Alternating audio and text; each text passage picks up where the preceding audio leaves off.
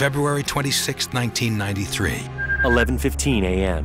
Iyad Ismail and Ramzi Youssef are driving a 10-foot yellow Ryder van. Following them is a car driven by Mohammed Salameh. Salameh had leased the van from a Ryder rental agency in Jersey City 3 days earlier. It now carries a 1,500-pound bomb made of urea nitrate and hydrogen. 11:55 a.m. The yellow Ryder van pulls into level B2 of the World Trade Center garage. Iyad Ismail steers it to an illegal parking space. Ramzi Youssef lights a fuse on the bomb. The fuse is encased in rubber, which suppresses smoke and allows for a 10 to 20-minute burn time. Youssef and Ismail jump into Salameh's car and speed out of the garage. 12:10 p.m. The fuse on the bomb has been burning for 6 minutes. It's 12:17 p.m.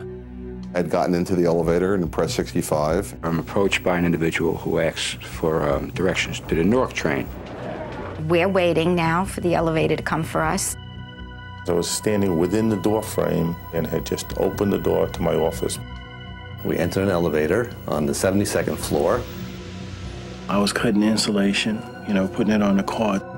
I was in my office and my friend was coming up and we were gonna have pizza. I got out of the car, opened the backseat door, reached for my things, had my car keys in my hand.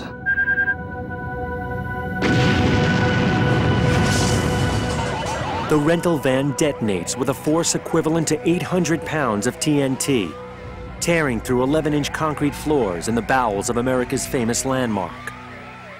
I was physically lifted up into the air and thrown back with terrific force. All of a sudden, just boom, something hit me, and it's like, it took my breath away. It blew me across the room. The exterior walls of the garage came caving into the path concourse level.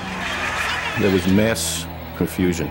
People were running out of the building, ambulances were pulling up, fire trucks were pulling up. Police set up a command center on the street outside Tower 1. Smoke was emitting from every single floor. A possible bomb explodes under the towering World Trade Center in New York. 5 people are killed, 500 injured. Thousands poured out of the building, gasping for air. Eyes glazed with shock, they spoke of the devastation within. There was no help whatsoever. Trapped on 94 floors all the way up. Nobody came. There was smoke, and then the lights went out, and I'd say about 70 floors we had no lights.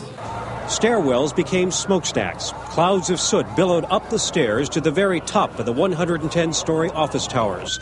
Some evacuees say they couldn't see their hands outstretched in front of them as they groped their way down to the ground, choking on the smoke. The walls just blew in, and everything went blank after that. Walls collapsed, furniture's down. It's a mess downstairs. The explosion blasted a gaping hole through the ceiling of the second sub-basement in Tower Number 1. This is where firefighters say the injuries were most severe. A crowded stop for commuter trains that shuttle workers across the Hudson to New Jersey. The offices just above the area lie in ruin.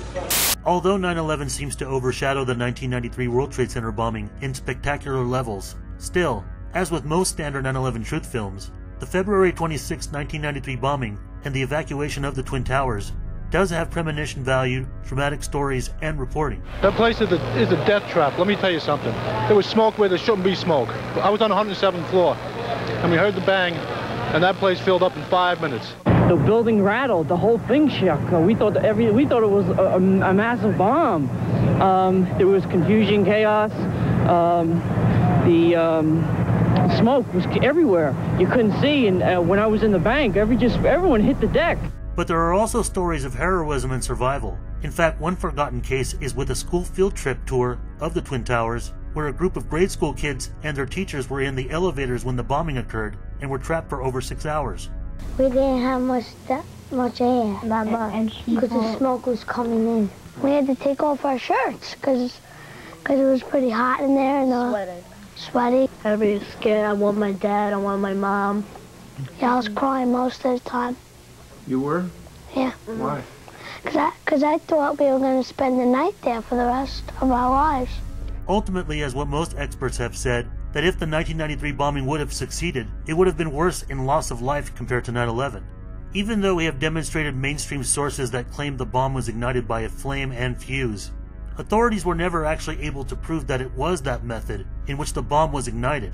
Even after sweeping through the entire crime scene in an attempt to try to find any mechanical components which could have been used instead, they were unsuccessful in finding anything, as some experts thought it was possible that the device was activated electronically. But in an effort to minimize time and focus on criminal investigations rather than any forensic investigation analyzing the crime scene solely, this late evening witness account is of worthy importance, not just being a precursor to 9/11, but because it's an inside reaction demonstrating how confirmed explosives from the first attack instinctively made some survivors feel that it was a plane that struck the building. We have with us here Warren Hernania, and Warren, you work in the building. Yes, I do.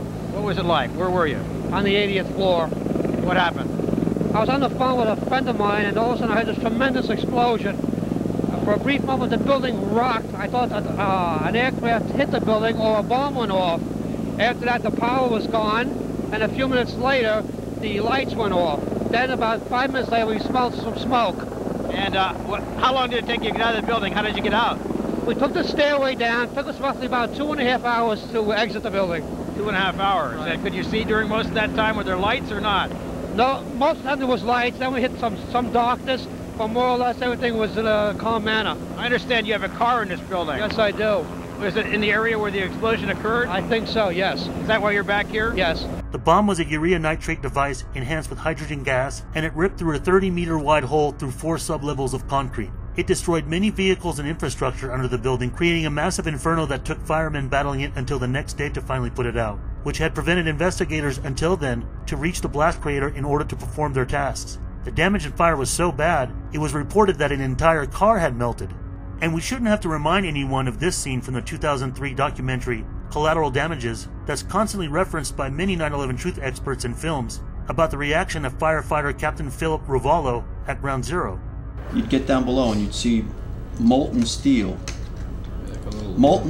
running down the channel rails. Like you're in a foundry. Yeah, like lava. Like it was lava from a volcano.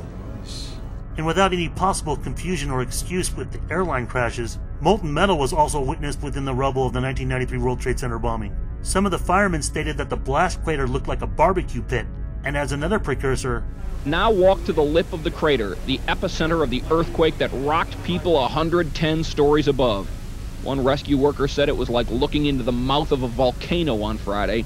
But I can guarantee you one thing about the World Trade Center bombing, is that regardless if the ignition for the explosive was undetermined, Ramzi Youssef and conspirators certainly weren't using nanothermite in 1993.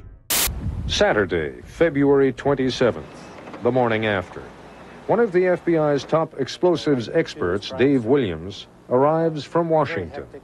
Very hectic initially getting here, and with a 2-hour walkthrough, I was able to immediately conclude that it was an explosive device. At this time, it was decided that it was involved in a terrorist incident, and the FBI would be the lead agency. I recognize this as being the largest improvised explosive device or bomb that had detonated in the United States. If you look at various clues in this tangled mess here, we can determine exactly where the blast occurred. And we do that by looking at the vehicles. We do that by looking at the extent of the damage, and very shortly you're brought to a particular area where the damage is most severe and where the detonation occurred. The investigators were quickly able to determine that the source of the blast was along this exit ramp in the parking garage under the Vista Hotel. The explosion tore through this wall of the basement of Tower 1 of the World Trade Center. It ripped through several rooms in which employees of the Port Authority were working and having lunch. Think of the bomb as a massive energy source, blasting out in all directions within a confined space. Most of that energy ripped across this parking lot underneath the Vista Hotel, right up there. Several of these floors were parking areas. The steel beams that workers are installing are intended to support what is left. A huge hole was blown into the floor of B2, the parking level where the bomb was placed. It sent debris falling all the way down to level B5, where the refrigeration machinery that cools the massive towers is kept. But the explosion also generated a huge blast straight up through the lobby floor of the Vista Hotel. And it did go up through into a ballroom of the Vista, where there was to be a gathering of kids just 45 minutes later to get sports awards. The bomb went off at 12:18. They were supposed to be there at 1 o'clock. Before the smoke clears, an investigative team descends into the carnage beneath the Trade Center. We were able to see the shells of the cars in the parking garages that had been completely blown out. There were over 300 cars that had been destroyed. Though initial reports indicate a transformer explosion, the scale of the damage rules out any accident. There was such a massive amount of debris. It took on a different dimension, a different scale that we really hadn't seen before. The bombers did $550 million worth of destruction to the World Trade Center. The financial damage caused by the disruption of national and international business was also deeply felt. America had been jolted from its belief that international terrorist attacks don't happen on American soil.